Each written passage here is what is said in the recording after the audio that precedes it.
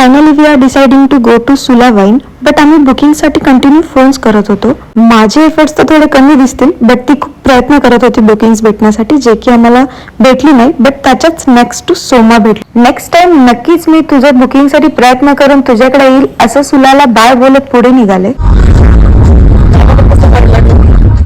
सॉंग्सची थोडी तारीफ करत त्याचबरोबर गुगल मॅप्सला थँक्यू बोलत आम्ही आमच्या डेस्टिनेशनवर पोहोचलो.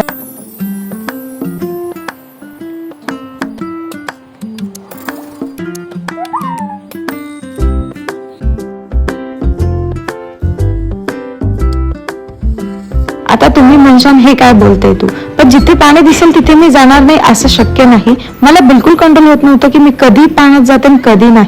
बाहेर इतकी जास्त थंडी होती तरीही मला पाण्यात जायचं होतं. त्यामुळे मी डिसाईड केलं फर्स्ट मी बेबी पूल मध्ये जाणार. मेरे जैसे कोई भूखड़ हो और वो ब्रेकफास्ट में लंच ना करे ऐसा हो ही नहीं सकता. तो इतना सारा खाना ठूस के मैंने सोचा थोड़ा सायकलिंग ही कर लेते. खरं सांगायचं तर इथे ग्रेट फार्मिंग होते आणि ते व्हिजिट करण्यासाठी सायकल ठेवलेली आहे. बट मी आहे. अँड हां, those who are wine lover ते नक्कीच इथं व्हिजिट करू शकतात. माझं तर काही कामाचं नव्हतं म्हणून मी मध्ये गेलेही नाही. आता आम्ही इथून चेकआउट करतोय.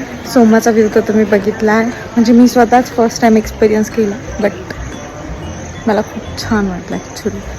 खरंच आजचा दिवस कसा संपला मला समजलंही नाही. ते म्हणतात ना, खरंच काही भावना शब्दात मांडता येत नाही, फक्त अनुभवता येतात. साऱ्या मेमरीज सोबत घेऊन चालले होते आणि मनातल्या मनात एक विचार, नेक्स्ट ट्रिप कब होगी रे भाई. पण खरंच मैत्रीच्या सोबतीने हा प्रवास आयुष्यभरासाठी एक सुंदर आठवण म्हणून नक्कीच राहिला.